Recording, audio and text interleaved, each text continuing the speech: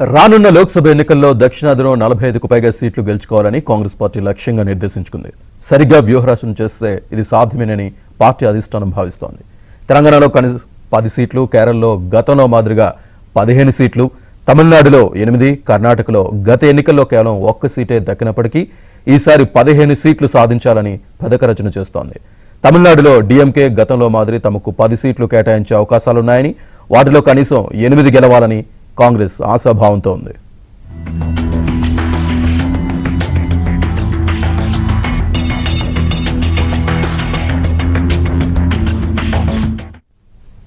ఇక కీలక రాష్ట్రాలను పార్టీకి చెందిన ఒక్కో ప్రధాన కార్యదర్శికి అప్పగిస్తూనే ఆయా రాష్ట్రాల్లో గెలుపు బాధ్యతలను స్థానికంగా ప్రజాబలమున్న నాయకుల భుజస్కంధాలపై పెట్టాలని పార్టీ అధ్యక్షుడు ఖర్గే యోచిస్తున్నట్లు సమాచారం.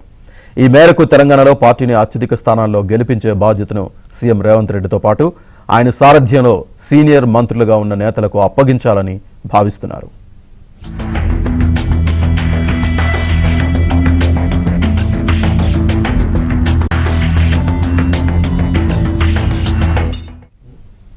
కర్ణాటక బాధ్యతలను CM Siddaramaiah, deputy CM DK శివకుమార్లకు, కేరళ బాధ్యతలను స్థానిక నేతలు సుధాకరన్, సతీశన్లకు ఇవ్వాలనుకుంటున్నట్లు తెలుస్తోంది. కేరళ సీనియర్ నేత రమేష్ చెన్నితాల రాష్ట్ర వ్యవహారాల్లో జోక్యం చేసుకోకుండా ఆయనకు అత్యంత కీలకమైన మహారాష్ట్ర బాధ్యతలను అధిష్టానం అప్పచెప్పింది.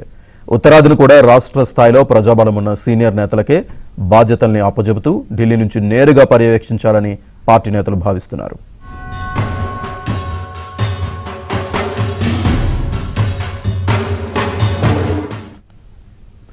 మరోవైపు సార్వత్రిక ఎన్నికల్లో దేశవ్యాప్తంగా ముఖ్యంగా ఉత్తరాదిన ప్రచారం చేసేందుకు రాహుల్ గాంధీతో పాటు కాంగ్రెస్ ప్రధాన కార్యదర్శులు ప్రియాంక గాంధీ, సచిన్ పైలట్లకు బాధ్యతలు అప్పగించాలని ఖర్గే భావిస్తున్నట్లు తెలిసింది.